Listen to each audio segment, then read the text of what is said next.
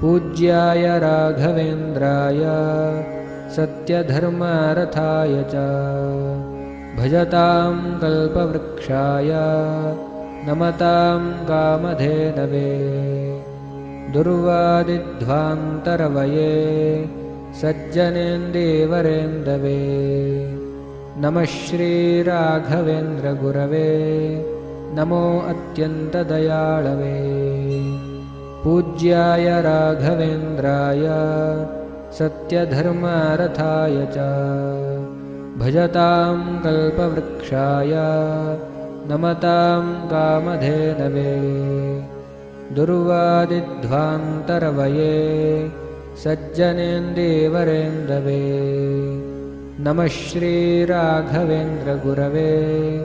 नमो अत्यन्तदयाळवे पूज्याय